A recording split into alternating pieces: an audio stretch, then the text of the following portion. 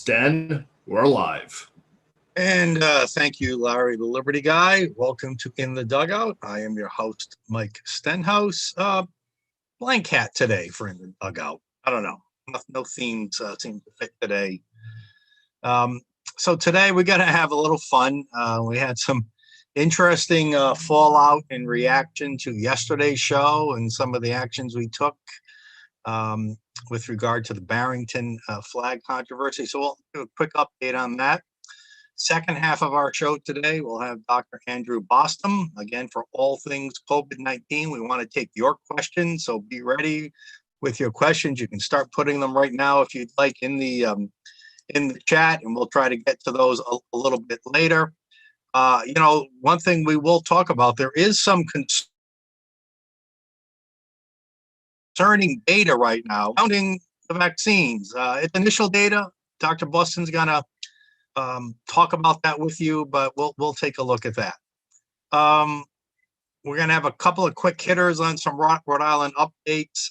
Dan McKee took the stage today for the first time without Governor Raimondo at the weekly Thursday state COVID update.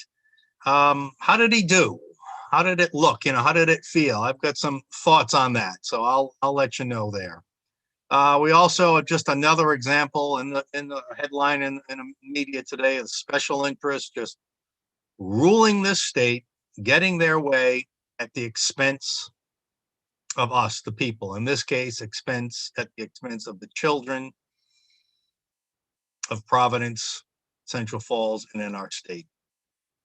And then I'm going to issue a challenge. Well, pretty soon, right after that, I'm going to issue a challenge to those Barrington Town Council people. You'll see that. Okay, first of all, just some quick updates from around Rhode Island.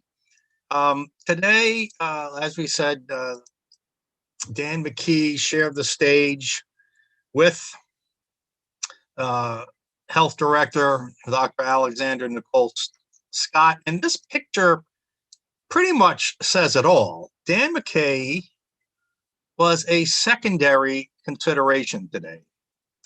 Unless I missed the beginning or something like that, he was not the first one up. He just stood by to take some comments later on. And he basically gave the whole show to Dr. Scott.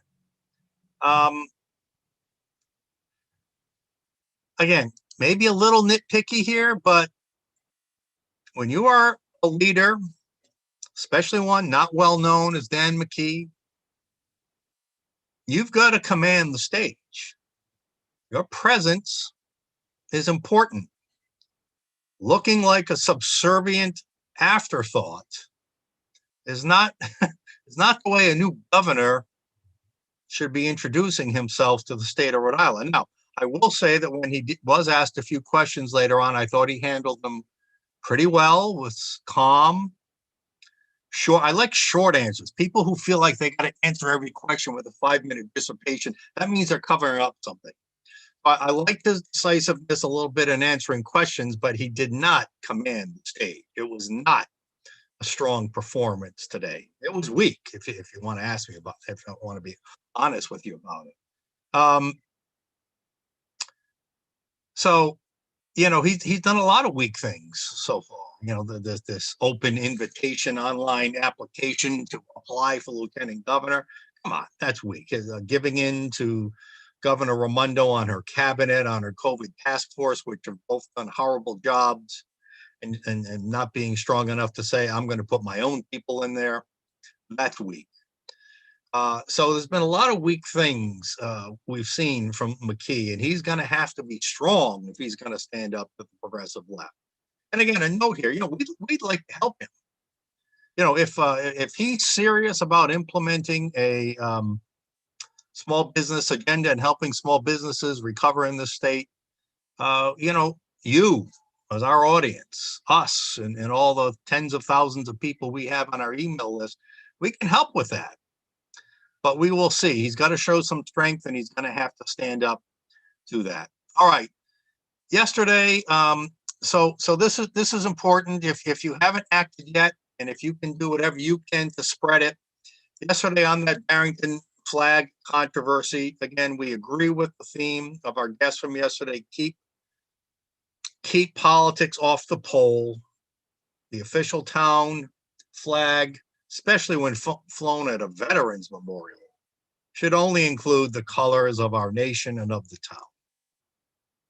And that's the policy in Warren. Our proponents are going to, the guests we had on and their friends yesterday are going to try to have a Warren type policy adopted in Barrington and have the Black Lives flag pulled down. But you can see, I'd like you to go to this website, rifreedom.org/Barrington flag, and here's the actual website where you can complete a form, and you can have an email sent to each of the town council president and the town council members. I think there's maybe 5 or 6 emails in all. And you can keep it anonymous if you like. You have an option to uncheck this box here if you don't want your full name and email sent. So we give you that option. But we joined in the fight.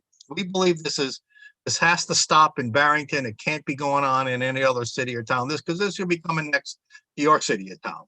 All right, having some political flag, doesn't matter what it is, some political flag flying on your flagpole in front of your city hall or over some other more sacred veterans memorial. It must not happen. So this is why we're asking people across the state, even if you don't live in Barrington, go to rifreedom.org/Barrington flag. You can include the little dash or not, it doesn't matter.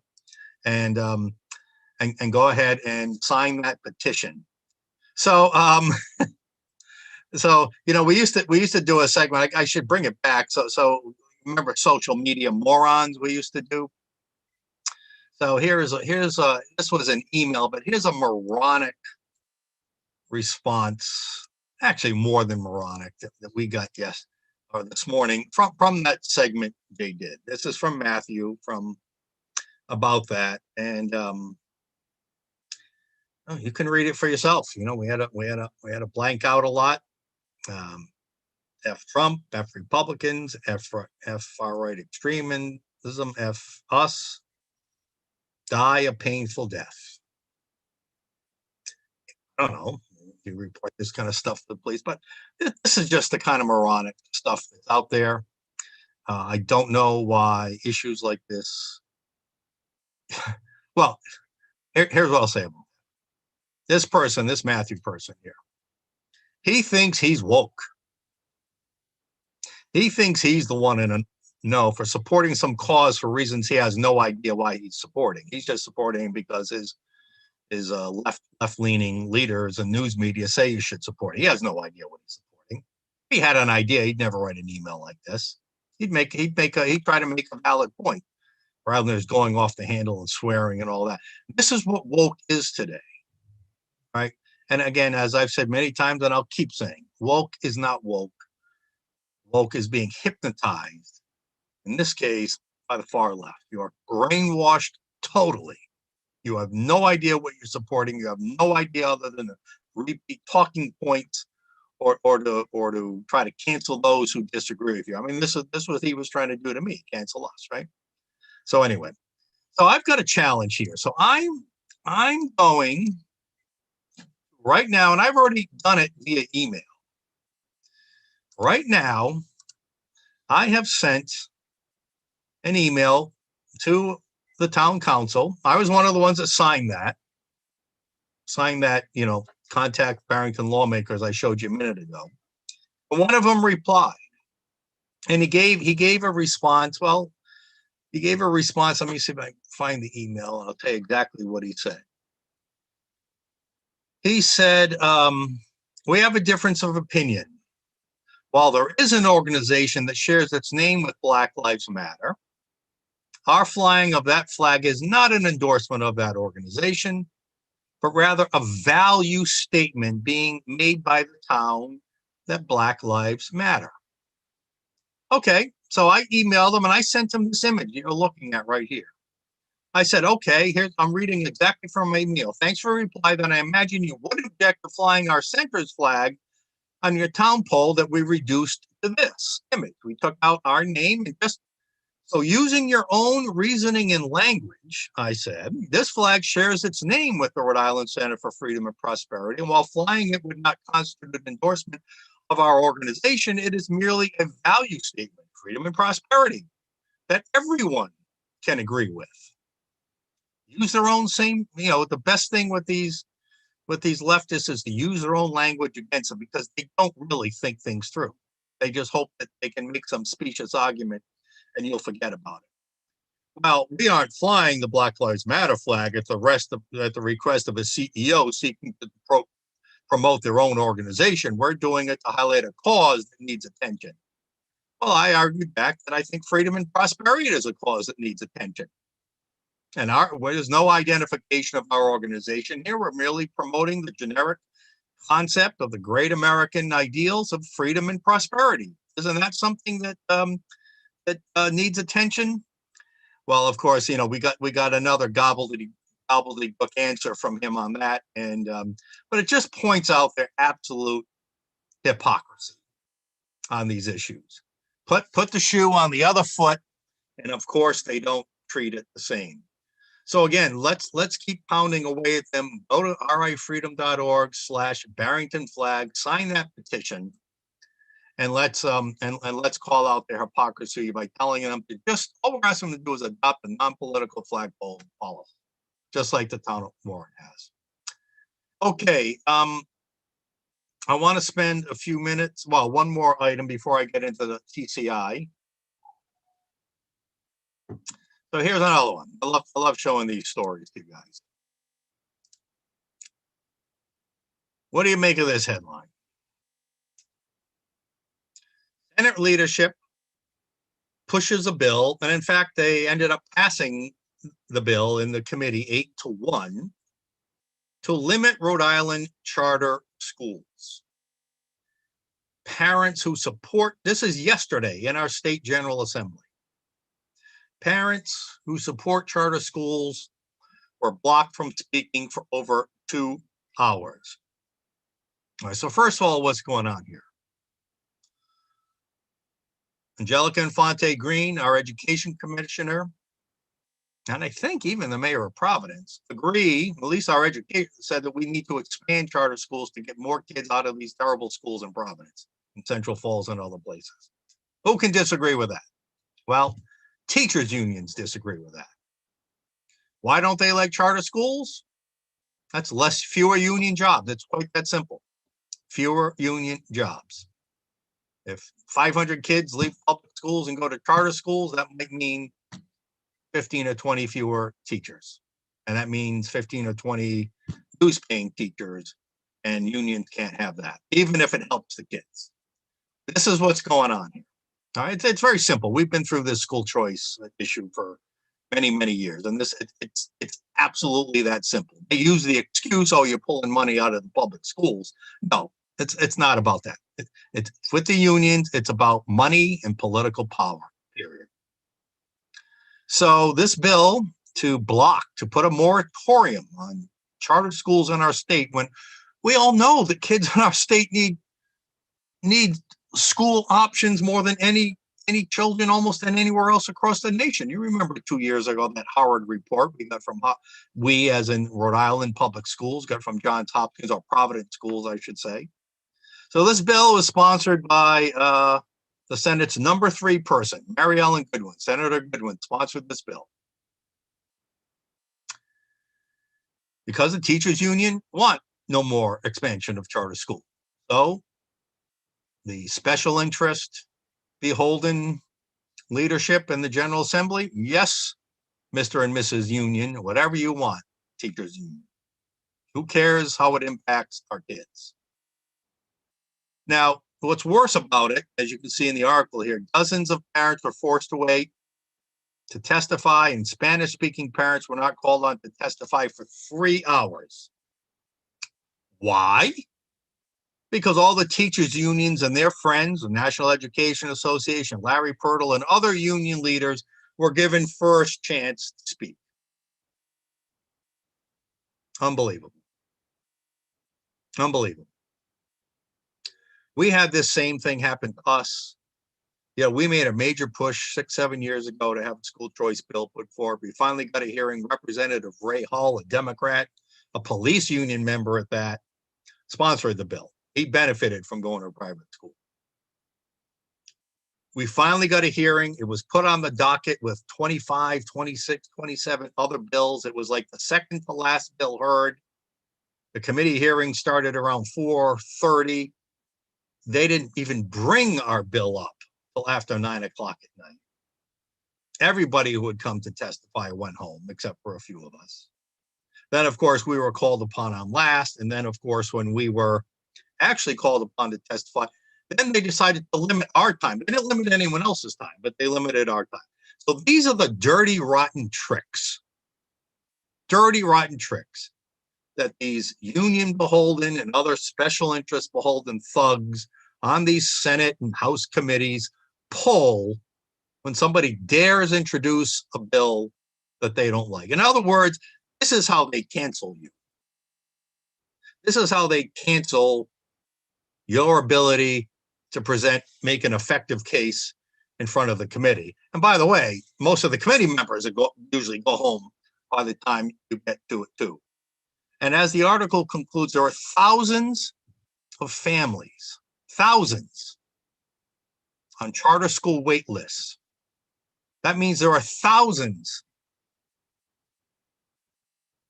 of students and families who want out of these who want to escape these failed inner city Providence and Central Falls schools. They want out. Families want out. They can't afford private schools. They want out.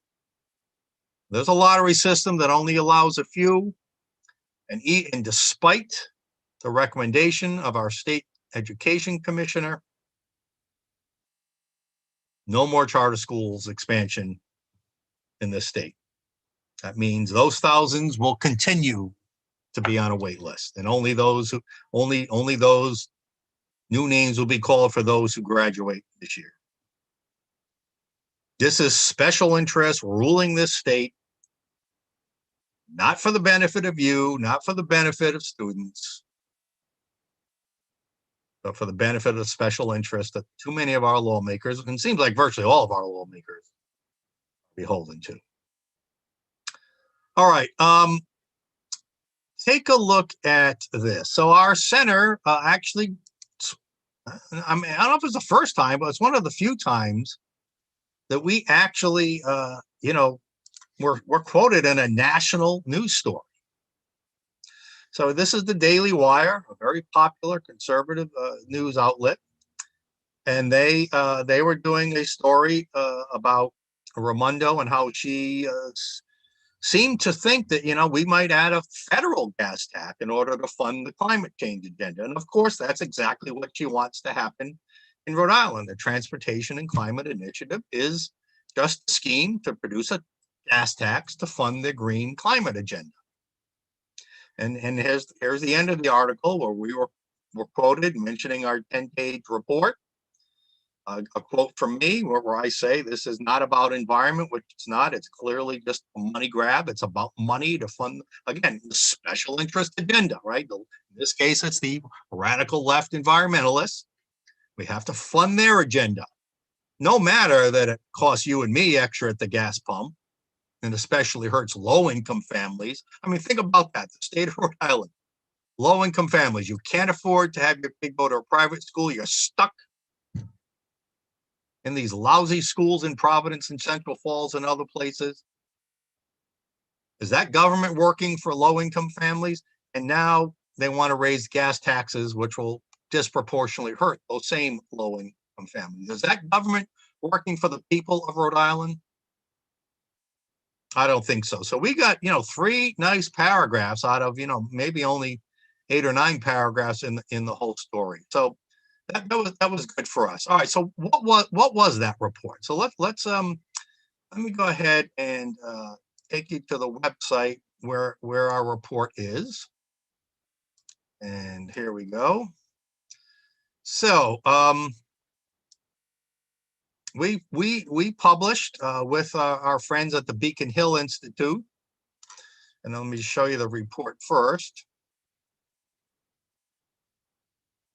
And there's our friends, the effect of a TCI-style gas tax on motor fuels in Rhode Island. And it's a 10-page report, a lot of facts, a lot of charts. We talk about carbon taxes in Canada, how they failed, carbon taxes in Australia, how they failed, carbon taxes in the US, how they have failed, Rhode Island's current policies.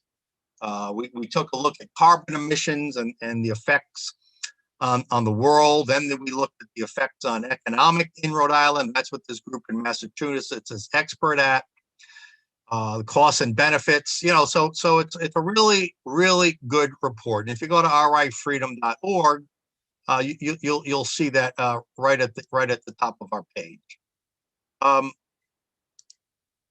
let me just summarize it here, because what you're looking at here is our media release from yesterday. So the negative costs of this TCI gas tax, that's the impact on families, on jobs, on gross domestic product, on investment in our state, are 100 times more severe than the benefits. The benefits being reduced carbon emissions by a minuscule amount and maybe a few green jobs that might get created. All right. So here's a summary of the findings. TCI there's going to be legislation this year to put Rhode Island into this. It's a regional compact. It's a cap and trade scheme, okay, where they limit the amount of gasoline that can be distributed in participating states, and they keep limiting it over time. It gets fewer and fewer and fewer every year, which basically, and then gasoline companies who distribute or sell gas have to bid for those, quote, tokens or allowances. And of course, as you decrease the supply, which is part of their PCI plan, the price will go up. Probably, starting somewhere 9-10 cents a gallon, probably ending up 23, 35, 38 cents a gallon within 5 years. They want to punish you for driving so that you will drive less. In theory, to save the world.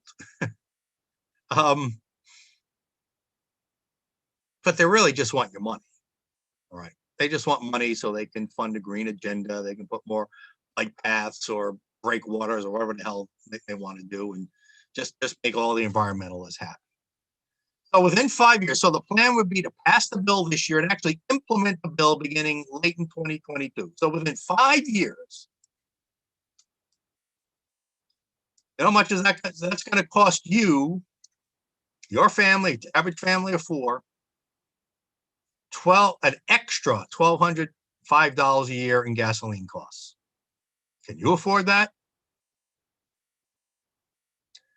That's it's 815 million overall taken out of the pockets of Rhode Islanders just to help fund the green agenda through this bogus TCI gas tax. That's going to reduce jobs by a net loss of almost 1,900 jobs. Investment in income, since it's going to be a lot more expensive to do business in Rhode Island, those companies that use fuel, whether they use it in their factories or use it in their delivery trucks or whatever, service vehicles, we're going to have almost $1 billion less in investment in businesses in the state. And our state's gross domestic product will be reduced by approaching $500 million. And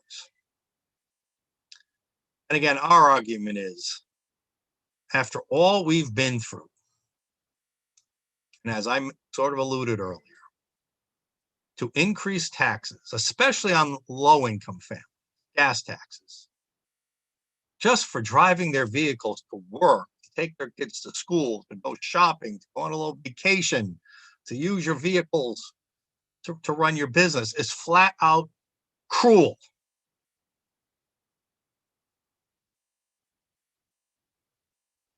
And why would we do that? Well, again, we and our partner, Beacon Hill Institute, take a look at that. For all that cost, all that loss, all this loss of money and jobs and GDP and investment you see down here, global carbon emissions would be reduced by 0.00016. That's 1/625th of 1%. You get that? 1/625th of 1%. Is that worth it? Now, when you do a cost benefit analysis, is that worth it? I'd like to know what you think. Go ahead, put your comments, in the section here. And yeah, I'm looking over at the comments. Thank you, Roland. Yes, Professor Ladaro from URI said that it's going to take maybe 5 to 7 years if everything stays the same.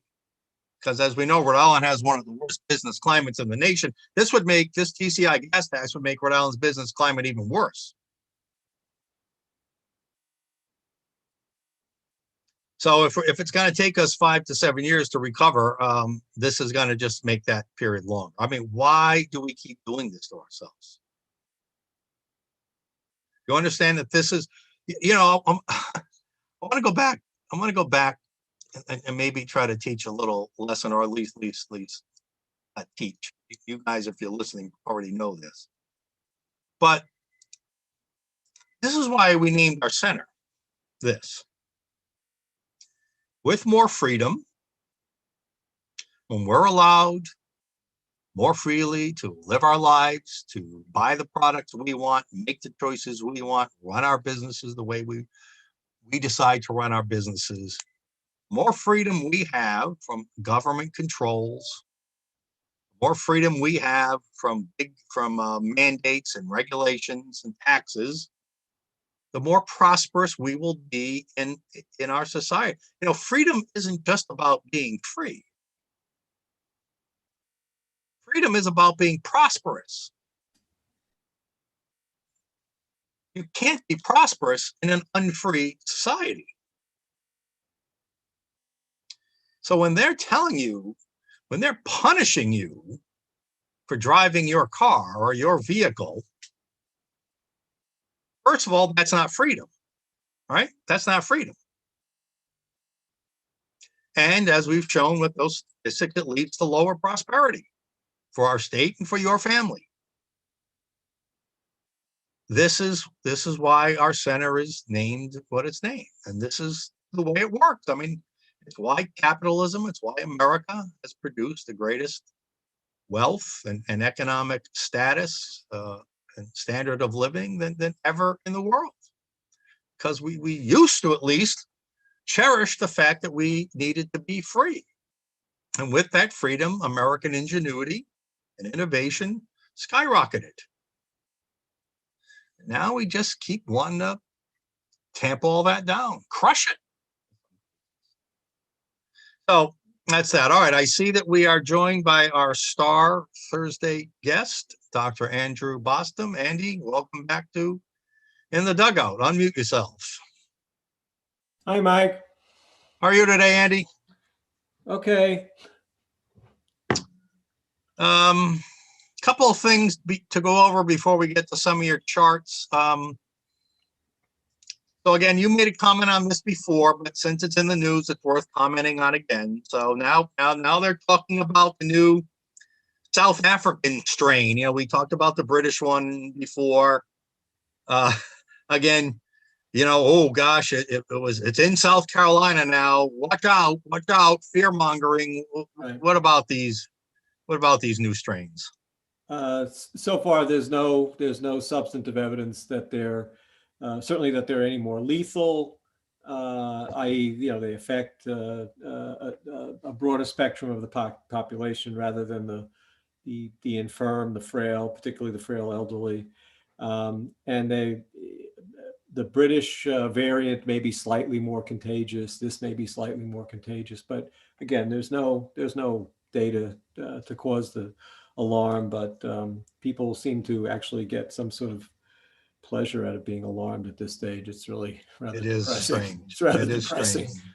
And I want to remind our viewers that if you're watching live and you'd like to participate, oh, that's the wrong one. But let me get the right graphic. That's the wrong graphic. That doesn't have the information. But if you go to what is it, Larry Liberty? rifreedom.org/talk. Stan, talk. rifreedom.org/talk. If you'd like to zoom in and ask a question, just go there, and we can get your lovely face right on our screen. If not, just type your question right in the comments, and I'll be monitoring the comments for any questions you might have for Dr. Boston. All right, on that same topic, Doctor, I copied and pasted an article. I won't read much of it, but just the headline. But apparently Moderna announces that its vaccine appears to be successful against these new strains. So again, just giving people maybe a little less reason to worry about these new strains.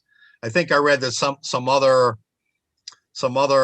one of the other companies might actually have to have a booster vaccine shot for these new strains. Your thoughts? I mean, are the vaccines currently in place going to cover these new strains, or do you think they will need a booster of some kind? Thus far, I don't think we have enough evidence one way or the other, but I believe it's the AstraZeneca maybe that required a booster vaccine. Yeah, I saw that somewhere before. It's had some complaints within the EU that it's perhaps less efficacious than the Moderna and Pfizer vaccines. In the meantime, China and Russia are vaccinating too. The Chinese vaccine, there was a report that filtered out of China and then was reported in Taiwan. So, you got to take it, there's a lot of tension between Taiwan and communist China. But this vaccine expert allegedly from Shanghai was reporting a tremendous number of side effects. I don't know, whether that's true. We'll get into that discussion in just a bit. Yeah, at this point, Mike, I really want to repeat a theme that I've repeated many times, which is that I don't understand particularly what the state of Rhode Island is doing. I sent you some data that I just pulled off the websites. We'll get to that in a bit.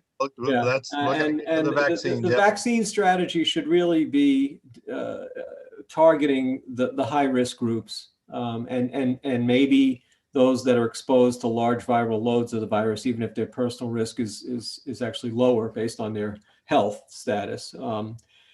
And the rest of it is just a big experiment. And I don't really understand the need for doing things like that. We know who this virus kills, and those are the people who we should focus on protecting. All right, we're going to come back to the vaccines, but I just want to go through. And there may be a lot of seasonality. Actually, this shows it too. I mean, there's a lot of seasonality to these vaccines. Yeah, so here's if you look at Rhode Island and Massachusetts. All right, hold on. We'll get to that, but I want to look at this one first. Here's kind of a United States versus Western Europe versus Canada versus Japan. So you can see this precipitous drop in cases in America. Yeah. You're seeing that as well in your data? Yeah. And it's been going on, since for a month now, or maybe more. Okay, so, and it looks like Western Europe's going down, looks like Canada's going down pretty hard, even Japan never really was high, but even that's well particularly in the northern climates, there's solar cycling, there's a lot of things that where corona is behaving like other seasonal respiratory viruses. So the numbers are 35% drop in the 3 weeks. That's pretty fast. Now the good news they're saying is, are we approaching this between those who have been sick, those who have been vaccinated? Are we approaching some level of herd immunity? Yeah, yeah. I mean, it's also happening in India, Mike, where the estimates are that because they couldn't lock down their society. They tried to lock down segments of it, but they have, poor people that would have died if they were all locked down. They live hand to mouth. And parts of India, just the seroprevalence, which doesn't capture all the infections, are 50% seropositive now for the virus. And their rates are dropping precipitously. And there was a major write-up in an Indian newspaper talking about herd immunity in India. And some of the estimates in India are off the wall in terms of how many infections they may have had. They may have had 900 million infections. So this is happening worldwide. In India, they have a vaccine program. It's very limited for a population of 1.4 billion people. None of this, what we're seeing right now, can be attributed to the vaccine. It has to do with the development of natural herd immunity and a certain seasonality in the virus. I'm not saying that the vaccine shouldn't be attempted, but we have to look at the data a little more critically and not be so gullible about what's going on. The second part of that article mentions that, well, maybe more Americans are wearing masks and keeping socially distant more.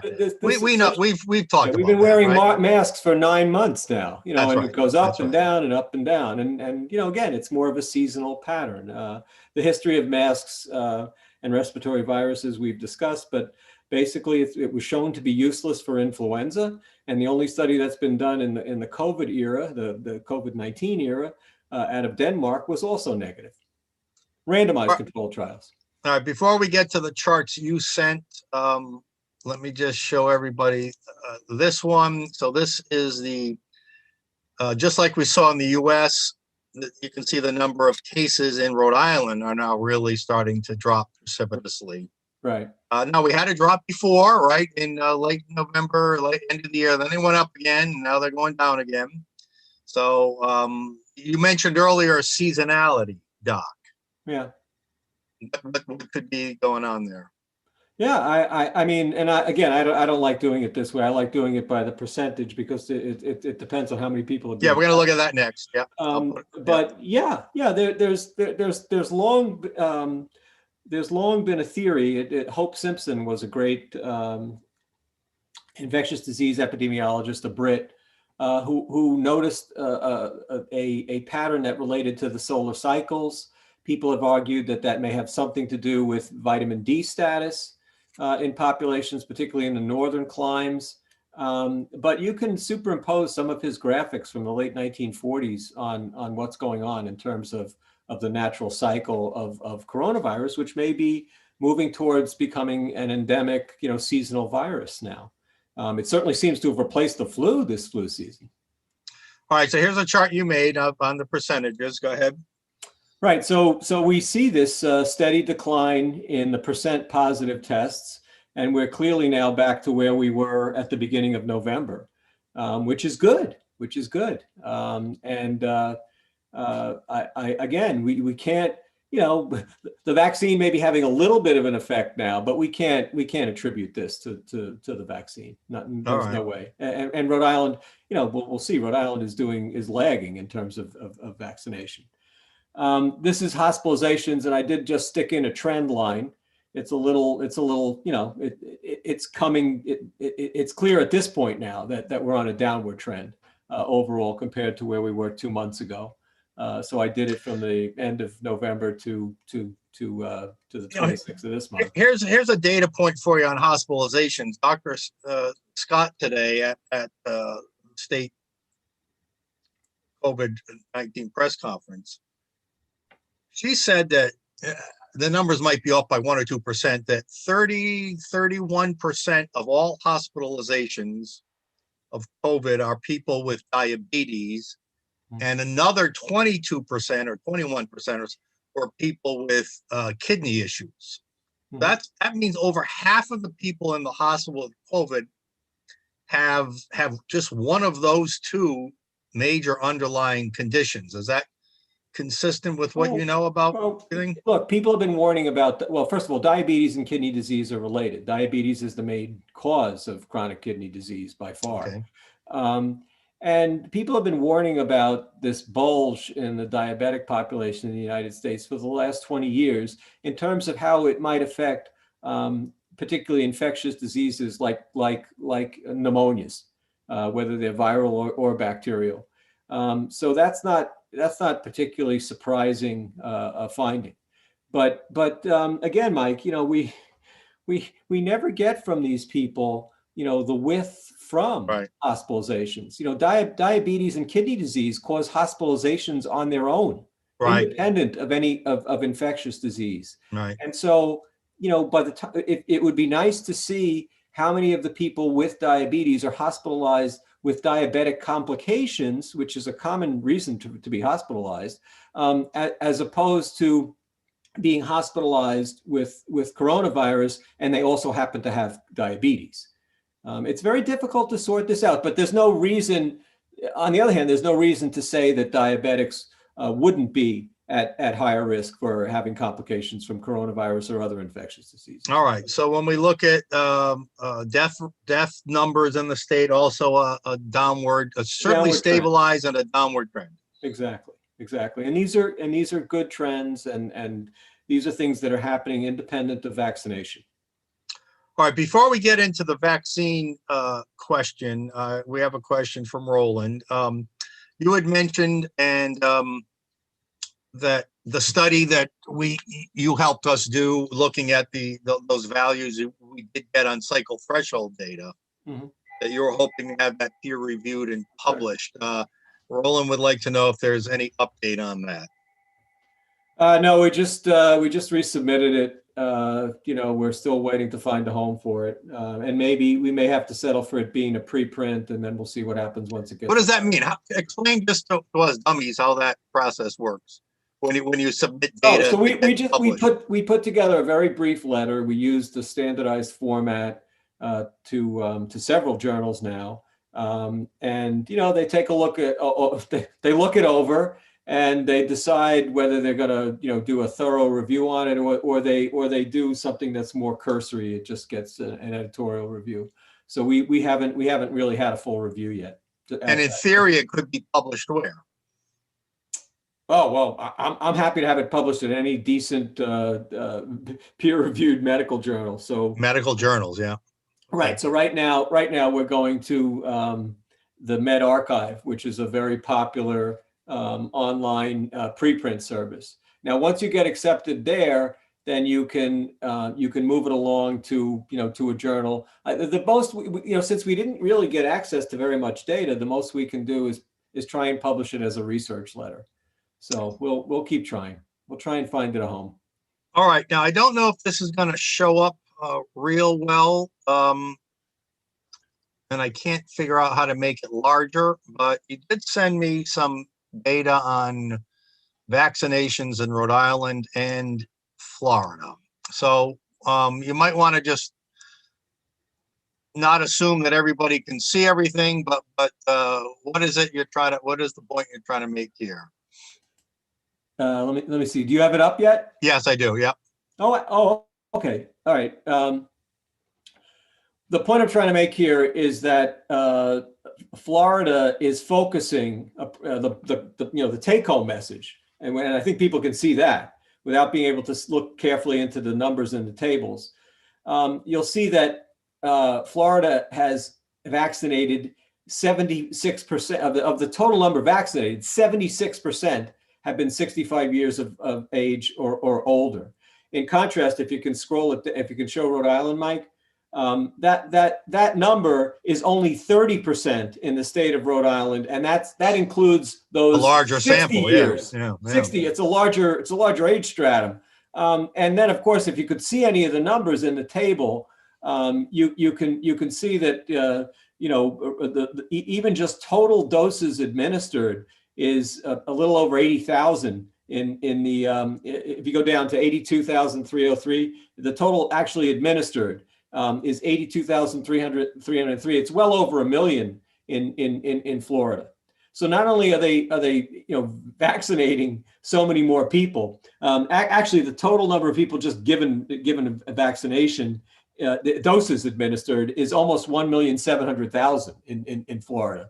If people want to delve into the table, but the real point is that Florida has a very large elderly population, as does Rhode Island, and they've targeted their elderly. So that of all the doses administered, 76% have gone to those that are 65 years of age and older. And I don't know what the problem is in this state. It's a much smaller state. What gives? Dr. Scott was asked that today at the Rhode Island briefing, and this is so typical. And again, I'm sorry for adding politics into this, but I think politics has been into this from day one, and I know you tend to agree with that. She was asked, well, why, how would you rate the success of Rhode Island's vaccination distribution program? And typical of how leftists think and liberals think, she wasn't concerned about the number. Just, we've put a lot of thought and consideration. The numbers speak for themselves, Mike. And the other thing is that, you're still dying, but we thought about saving you. So if you think the comparison with Florida is unfair because it's a gigantic state and maybe it has more resources, even on a relative basis, than Rhode Island. Well, look at West Virginia. No one's going to argue West Virginia has more resources than Rhode Island. And on top of that, they have logistical issues that are much more challenging than Rhode Island. They have mountainous areas, remote areas that they have the highest percent of any population in the United States vaccinated. Two weeks ago, maybe more than 2 weeks ago, they had fully vaccinated their entire nursing home population because they privatized the effort. So they can make all the excuses that they want, but the numbers don't lie, or as Rasheed Wallace used to say, the ball. You mean caring doesn't change the bottom line? Well, that is a leftist mantra that they're just more caring people, but in the numbers show that they aren't more caring. All right. Let's talk a little bit now about vaccines and some practical and maybe not yet fully studied questions that have arisen across the country and by you. And again, we have to tell our viewers here, you've been a thought leader here. You were talking about cycle thresholds pretty much before anybody else we're aware of in the country. I'm sure you weren't the only one, but you're one of the leaders in that thought. And again, we're going to get into a topic, but let me first show you this, and let's talk about what they said in this article. So Merck, another giant pharmaceutical company, says they're dropping development of their vaccines because basically they are finding that between natural immunities and treatments that you're better off catching the disease, fighting it off, or having it treated than you are getting a vaccine. I mean, that was at least their vaccine, that was a pretty stunning statement, isn't it? It's not stunning. I mean, think about HIV. I mean, there's still no vaccine for HIV, and yet, it's reasonably controlled with therapeutics. So I think that's a perfectly rational position. Now, maybe their vaccine was less, their approach to vaccines, I forget which platform they were using, was less successful than the mRNA vaccines. Although, frankly, with all of them, we don't know very much yet, Mike. I mean, it's still. But that statement should make us think that the Pfizer or the Moderna vaccine, you're better off without it, right? I mean, you're not willing to go that far, are you? I'm willing to say that the approach, we don't know the answer to the question. Are you better off, exactly as Merck said, looking at therapeutics for those that are sick, or for those that you would want to reserve treatment for, even if it's very, very early treatment. There's some striking data that Lilly published within the last week. I don't know if it's been fully, if they probably submitted it for peer review, but they released, they released a report of the data, and they reduced infections in nursing home patients by 80% with their monoclonal antibody. Now the outcome, that's a treatment. Yes, that's a treatment, an early treatment. They gave it to both the residents of the nursing homes and the healthcare workers. And in the residents themselves, the highest risk population, the reduction in clinical infections was 80%. Now, can that antibody treatment be prophylactic, or is it only after the fact? They're looking at high risk exposures on the one hand, and then those that were clearly infected already, they had a smaller subgroup. They reduced the mortality in that group, but those were very small numbers. By the time they got down to the people that were already infected, it was about I think it was only about 40 patients. But again, Mike, they're the sickest of the sick. I mean, they're the highest risk. They're in nursing homes. The whole study was done in nursing homes. All right. Before we get to your question that we talked about earlier, so it's kind of the same thing, right? The antibody, intravenous, blood. I guess it's a blood transfusion of some kind, right? It's the same theory as the vaccine, is you want to get these antibodies into your system. So why wouldn't you think of that antibody treatment as a sort of a vaccine? Because it's typically being given where there's a high suspicion that the person's already infected. All right. Or it's clear that the person's already infected. So it's a different scenario. But the point is, that is essentially the model that we use for HIV. Right. You test, and if they're positive, you offer treatment. I don't know. The jury is out on which is actually the better approach. But the idea that we're poo-pooing herd immunity has really angered me for a long time now. It's a fact. It's a historical fact. Yeah, and this is and they talk about following the science. That's just pure nihilism. I mean, this is what happens with respiratory viruses, other infectious diseases, is that thank God, most people who are exposed recover and develop immunity. And it's a very robust immunity. Now, I think we talked about this briefly once before, but there's 2 observational studies that came out recently. One in United Kingdom healthcare workers, and another in just a large sample of all places in Qatar. And essentially, they found the same thing in 2 very different populations, obviously, that those people who are infected, matched to persons who aren't infected, followed for considerable amounts of time, out to 7 months, have an 85 to 90% reduced risk of developing an infection, a new infection, compared to people who had never been infected and observed over the same time interval. Now, these are observational data. They're not randomized controlled trials like vaccine trials. I mean, but they're very, very suggestive in their large numbers. All right, last topic. You and I discussed today, you've been looking at some of the adverse effects reported on vaccines in America. Caveat, Mike. Big caveat is that these are what it is the CDC and anyone, and I encourage people, particularly people that are considering getting vaccinated, that are considering having loved ones get vaccinated, that want to see what's going on, and draw your own conclusions. It's run by the CDC, something called CDC Wonder. I don't understand where the wonder part comes from, but that's what it is. CDC Wonder, it's called the Vaccine Adverse Event Reporting System, VAERS. And anyone can go there and structure your own search. And I did a few this morning, and we talked about it offline a little bit. And one of the things I just wanted to find some quick basis for comparison.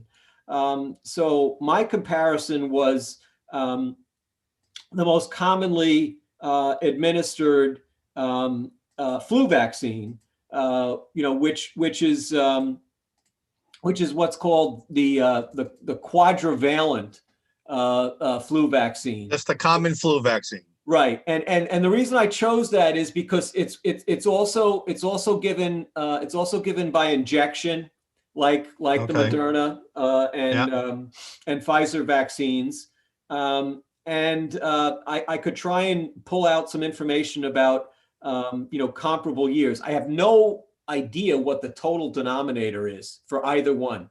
They're But just looking at number of cases. Right, the total number of administrations, and I'm not adept enough at this search tool to really get into it, and people can play with it. It can take hours, but essentially, Mike, what I'm noticing, and others have noticed this too, going into the system, is that there really does seem to be an increase in the number of serious events that are happening. So I looked at they pool the data from the Moderna and Pfizer mRNA vaccines, and then I looked at this quadrivalent injectable seasonal flu vaccine. So, for example, I wanted to look at two different age groups because in case there was some bias by age. So I looked at in those above 65. For through the period we have now, and it's early, we're giving the COVID vaccine. There'd been 109 deaths in those above 65, and 18 life-threatening events, 100 hospitalizations, and 95 ER visits. Looking at the data available for the quadrivalent injectable flu vaccine, and again, big caveats. I don't know how many have been administered comparably. Right. There were only 8 deaths versus 109. There were similar numbers of life-threatening events, slightly fewer hospitalizations, 66 versus 100, and actually slightly more ER visits. All right. So again, without knowing how many total cases are involved, you're seeing Right. significantly more deaths cases. Right. We don't know. We don't have a per. We don't know how to do per, but more death cases with the vaccine than with the flu. Right. Then more than and significantly more than you would expect. And you have to say that maybe there was very limited administration of the flu vax over the past year. All right, So then gotcha. Then I looked at those aged 40 to 49, and so that first period, those are 65 and old. Those first set of numbers you gave. Right. Okay. And here in those aged 40 to 49, the quadrivalent injectable flu vaccine, I had to look at pooling years 2018 and 2020 because of the oddities of how they reported it. All right. But so basically potentially 2 full years. And honestly, Mike, that's got to be a decent number of a lot of flu shots, vaccinations of this type, which is, again, I wanted to compare it directly to something that's injectable. There are other flu vaccines. And there were 3 deaths, and there were 3 life-threatening events. With the flu vaccine. Yeah, 25 hospitalized, 150 ER visits. That's what's in this reporting system. Now, that's the other thing, Mike. I don't know if this is not all inclusive. However, in the same reporting system, so remember, 3 deaths, 3 life-threatening events, 25 hospitalized, 150 ER visits. In the brief period where the Moderna and Pfizer vaccines have been available, these are in people 40 to 49, 4 deaths, so very comparable to 3 deaths. 45 life-threatening events versus 3, 99 hospitalized versus 25, and 448 ER visits versus 150. Wow. Now, so again, we're seeing, without knowing the per, we're seeing more adverse events anyway. In that age group, because I wanted to look at a younger age group, and it's what I've been trying to emphasize, Mike, is that if this data is actually capturing an increased risk for adverse events with these 2 vaccines, with the Moderna and Pfizer mRNA vaccines, if it's capturing something, particularly if it's true in that age group, then it really does beg the question of, given how low the risk is overall in that age group, of the virus itself. Yeah. Should we really be age stratifying what we're doing with this? And so, but again, these are very, very crude data. And maybe there's much more reporting because of the hyper awareness Right. of these new vaccines about And maybe they're over-reporting too. Who knows? exactly, right? And maybe the flu vaccine is underreported. Right, but it's clearly something that you will keep an eye on, and you will update our audience on. But our last question: are you at the point yet where you're saying, listen? Because earlier on you were when we asked you were saying, listen, I think everybody ought to get the vaccine. Are you at the point? No, I never said, Mike, wait a minute. I never said that. I've always argued that the people that should be getting it are the high risk people. All right, okay, let's clarify that. And there's two classes of high risk people: the people who are personally at high risk because of their medical history, and then the healthcare providers, but especially those who are continually confronted with very high viral loads, like ICU personnel, Yep. ER personnel. All right, so Merck. So again, So Merck said for their vaccine, you're just as well off battling the flu with known treatments than you are getting our vaccine. That was what Merck said about their vaccine. The caveat could be is maybe they didn't have a very maybe they had a lousy vaccine, right? We get that. Right. But still, that same question, for anyone out there who's considering whether they should get in line or make an appointment for a vaccine, it is a legitimate question to ask, right? If I'm healthy and younger, am I better off not getting the vaccine, right? It is a legitimate question. There's one other complication with the monoclonals, Mike. We have a big stockpile. They're not being given out. But you could argue that, well, if it turns out that some of these signals that I'm pointing out today from the Pfizer and the Moderna mRNA vaccines, are factitious or exaggerated because of the reporting system, versus the flu, for example. The one advantage to the vaccine, of course, is that you don't have to wait till you're sick, and actually you shouldn't be getting it if you're sick. Right. Whereas are you, if you're 40 to 49 years old and you think, well, my risk was low, but then you get it and you wind up, being fairly sick, are you going to get access to the monoclonal antibody in time for it to do its appropriate thing and really prevent a serious case? So there's things to weigh, but all I'm saying is that that's why I think a focused strategy on the high risk groups, those that are immunocompromised, and particularly the institutionalized elderly, really that'll also tell us a lot about side effects. So we could in theory get to the same point where testing, where you and I agree, well, because you agree that testing everybody is not the wisest course, that maybe vaccinating everybody isn't necessarily the wise. So that's the question that we're going to look at in the coming weeks and months. Okay, I'm very dubious about the idea. Okay, and again, look at what happened. Again, I'll send it to you, Mike. But there's a beautiful write-up, a lay write-up out of India, where they were physically incapable of doing this. And yet, they've managed.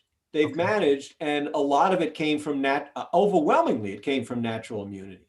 All right, Andy Bostom, thanks again for joining us. We'll talk to you next Thursday. We know you'll keep an eye on this situation. It's a really important one. As we start getting into the younger age groups and making vaccines available, there's going to be a lot more questions. Should I or shouldn't I? And Mike, particularly teachers. I mean, there's been so much talk this week about teachers, and I think a lot of it is bogus. As a matter of fact, one last thing, Mike, before you let me go, there was a very good report in a major pediatrics journal called Pediatrics, and they looked specifically at this question of schools in North Carolina. They looked at more than 90,000 students and staff in 11 school districts. 773. This was from the fall semester. 773 persons acquired COVID-19 in the community. And then what they found was through contact tracing, only 32 infections were acquired within schools, and they reported, quote, no instances of child to adult transmission of SARS-CoV-2 were reported within schools. This is so critical, and more reason why teachers should be, again, at the back of the line, and the schools should be open. And if there are high-risk teachers that love teaching and they teach into their 60s and they have comorbidities, by all means, apply the same population Yeah, rule for well, them. I don't know what the teachers unions deal is there, but anyway, that's a whole nother political issue. All right, Andy, thanks a lot. We'll talk to you next week. All right, take care, Mike. Take care. All right, that wraps up another edition of In the Dugout. Again, great information from Dr. Bostom. We had some fun today. You know, we're going to try to get our freedom and prosperity flag, not our organization's flag, just those words. We're going to try to get that flag flown over Barrington as we go back to that. You know, if they're going to fly, you know, if they're okay with flying messages rather than organizations, we have a good message. I think freedom and prosperity is a much more unifying message than what they're flying right now. All right, we will see you probably